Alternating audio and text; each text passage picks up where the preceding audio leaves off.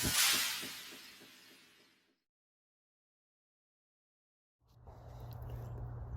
guys, it's Tiffany, Texas Bass Babe here, and today I wanted to go over with you a really simple rig that's my favorite style of fishing, and that's called a Texas rig. I'm going to do a weighted Texas rig, so you're going to need 3 simple components: a bullet weight. This one's a 1/4 ounce. You can use a lighter one if you like. Sometimes I use a 3/16, but 1/4 ounce is my traditional. You're going to need an extra wide gap hook. This one's a 3/0. Depending on what I'm fishing, I'll do a 3/0 or a 4/0 typically. And you're going to need your stick bait. This is a Yamamoto Senko, which are my favorite. So I'm fishing on 20-pound fluoro. I have my bait caster here. I'm fishing straight fluoro on my Royal Legend Elite.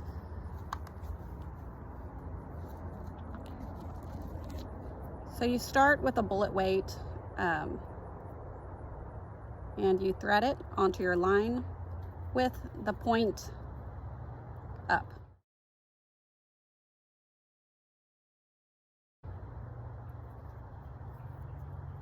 Then you're going to take your extra wide gap hook.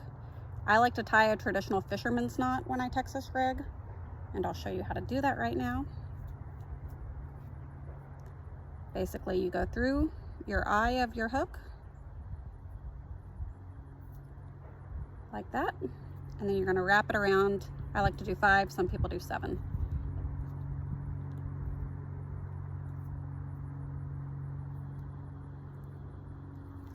And then you go through the bottom hole and back through where you looped it.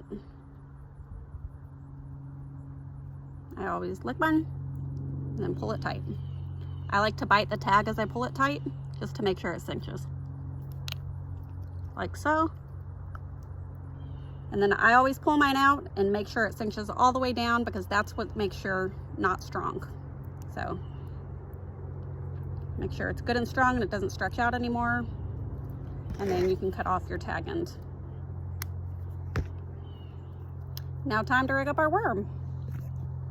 So the key component is you're trying to get this little top part of that extra wide gap hook. I like to have mine covered. I also like my knot to be covered so it's not hitting my bullet weight. So I go about 1/4 inch and then poke it through.